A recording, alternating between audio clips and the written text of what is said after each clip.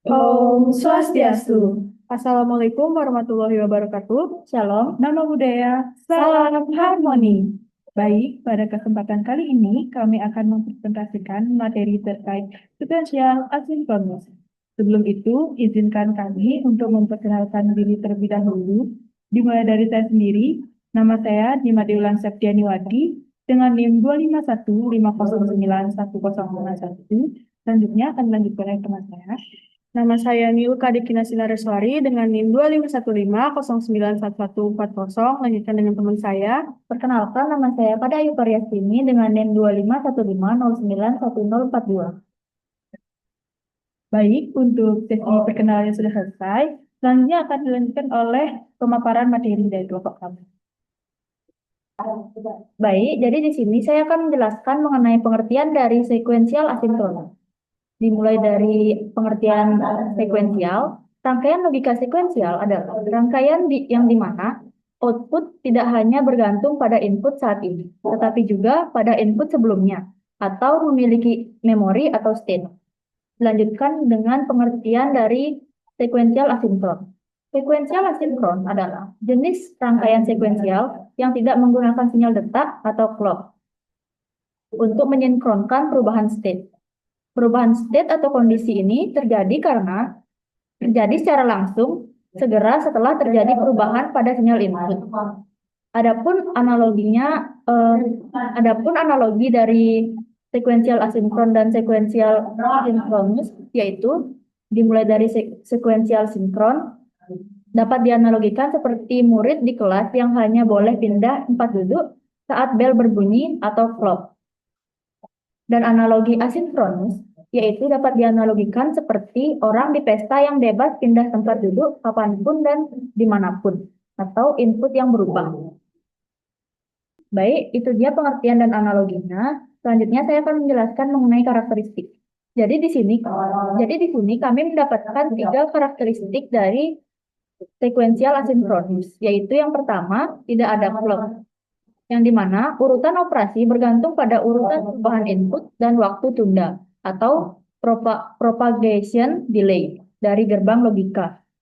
Yang kedua yaitu jalur umpan balik atau feedback, yang dimana menggunakan gerbang logika biasa atau kombinasional dengan jalur feedback langsung dari output ke input untuk menciptakan memori.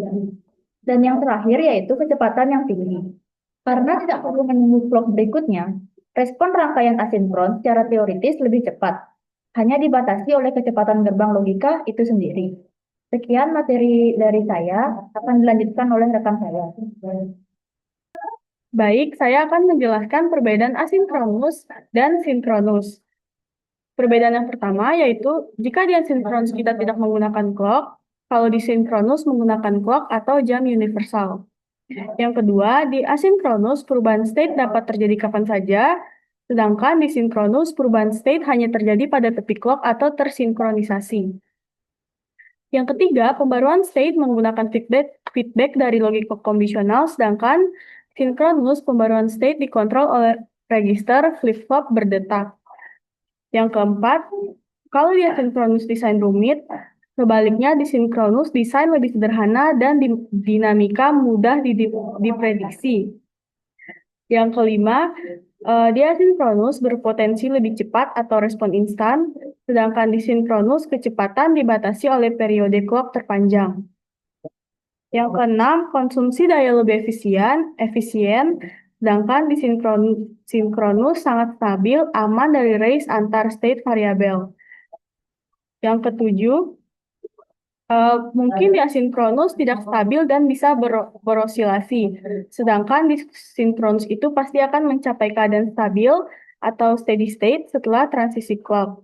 Yang terakhir di asinkronus, contoh latch yang dipakai yaitu RS latch dan sirkuit antarmuka atau event driven, sedangkan di sinkronus menggunakan flip-flop D, register, counter, atau baik, di sini saya akan melanjutkan materi yaitu pemaparan dari elemen rangkaian sequential asinkronus.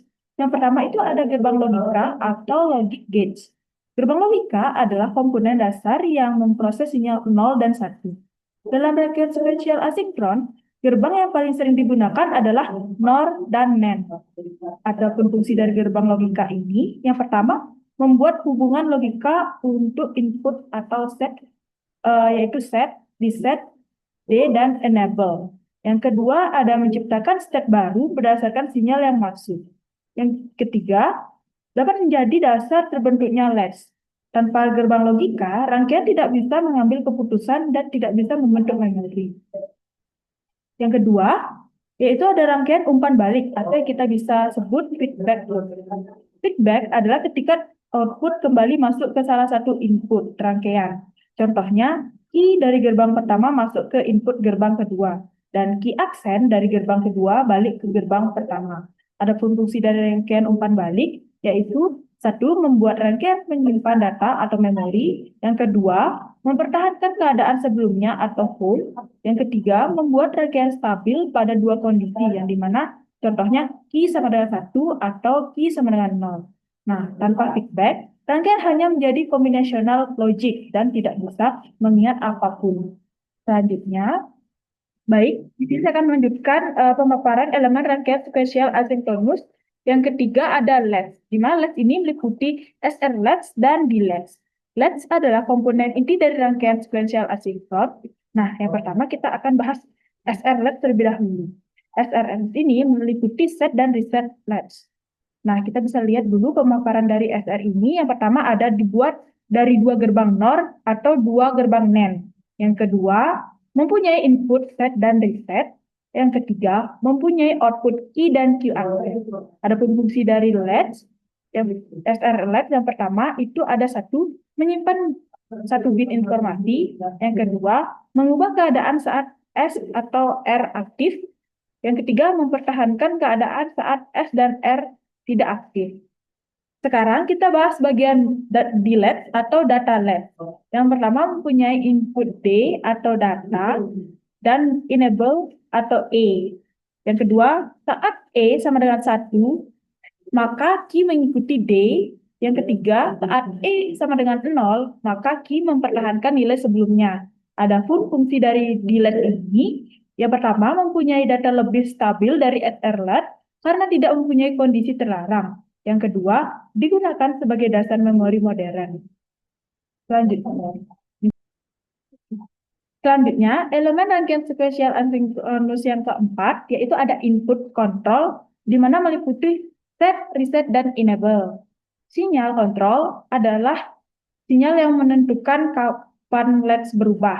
Adapun jenis kontrol, yaitu pertama ada set, di mana memaksa key menjadi 1, kedua reset, di mana memaksa key menjadi 0, yang ketiga ada enable, di mana mengizinkan latch mengikuti input. Yang keempat, disable, di mana latch menahan state sebelumnya. Adapun fungsi kontrol yaitu satu, menentukan kapan perubahan terjadi. Kedua, menentukan kondisi stabil atau kondisi perubahan data. Yang ketiga, mencegah perubahan yang tidak diinginkan pada output. Nah, sinyal kontrol menjaga agar rangkaian bekerja aman, tidak konflik, dan tidak masuk kondisi ilegal. Yang kelima, itu ada pengendali hazard atau hazard control. Karena rangkaian asinkron tidak punya clock, dia peka terhadap delay dan perubahan cepat pada input. Ini menyebabkan hazard, yaitu pertama, output berkedip singkat, kedua, output glitch, ketiga, perubahan tidak stabil. Adapun fungsi dari blok hazard control yaitu satu, menambah gerbang atau buffer untuk menyeimbangkan delay. Yang kedua, merapikan jalur kabel atau pola rangkaian. Yang ketiga, menjaga output tetap stabil walaupun input berubah tidak serentak. Hazard bisa menyebabkan rangkaian salah memori, misalnya 0 berubah tanpa sengaja. Untuk materi selanjutnya akan dipresentasikan oleh rekan saya. Baik, di sini kita bisa lihat pada truth table kali ini inputnya ada dua dan outputnya pun ada dua. Inputnya yaitu data dan enable, outputnya Q dan Q accent. Kita akan mulai ke input pertama yaitu D-nya 0 dan E-nya 0, maka akan menghasilkan output tidak jelas atau tetap. Untuk pengertian dari output tidak jelas atau tetap ini nanti akan langsung kita simulasikan di rangkaiannya. Yang kedua, inputnya 0 dan E-nya 1, maka akan menghasilkan outputnya 0 dan 1, sama seperti inputnya. Yang ketiga, inputnya 1, 0, maka akan menghasilkan output tidak jelas atau tetap sama seperti output yang pertama. Yang keempat, inputnya 1, 1, maka akan menghasilkan Q1 dan Q aksen 0. Selanjutnya, kita akan langsung mensimulasikan rangkaiannya di Logisim.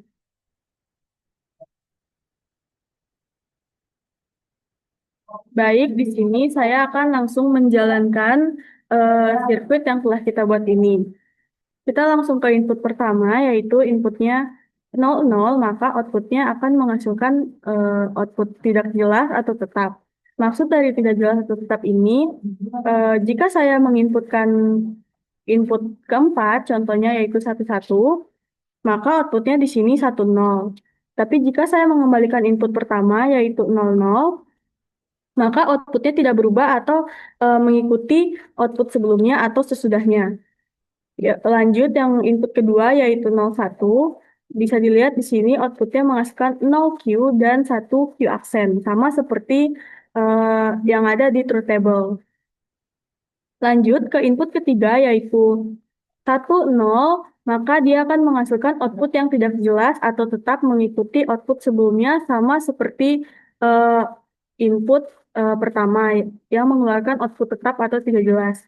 Yang terakhir, jika saya menginputkan 1, 1, maka output yang dihasilkan 1 Q dan 0 Q aksen seperti truth table yang telah saya jelaskan. Selanjutnya, saya akan menjelaskan kesimpulan dari materi yang telah kita sampaikan. Untuk yang terakhir, saya akan menjelaskan kesimpulan dari materi yang telah kita sampaikan. Kesimpulannya yaitu sirkuit asinkron adalah fondasi di mana memori dasar seperti latch dibangun. Dan bedanya dengan sirkuit berlock adalah ia bereaksi seketika terhadap perubahan input tanpa perlu menunggu sinyal jam. Kita bisa ambil contoh dari SR-latch dan D-latch yang kita simulasikan di Logisim. Keduanya menunjukkan bagaimana feedback menciptakan memori yang level sensitif. Kecepatan respon instan ini membawa resiko besar, seperti timbulnya kondisi balapan, race condition, ketika dua sinyal state berebut berubah, dan hazard atau gangguan sesaat yang bisa merusak logika. Karena itu, perancangan harus diawali dengan analisis flow table yang teliti untuk memetakan setiap kemungkinan transisi state yang aman, dan simulasi logisim menjadi bukti akhir bahwa desain kita sudah betul-betul stabil dan tahan dari segala macam grid asinkron. Baik, itu dia presentasi dari kelompok kami. Mohon maaf jika ada salah kata dan perbuatan. Kami ucapkan terima kasih. Om Santi Santi Santi Om.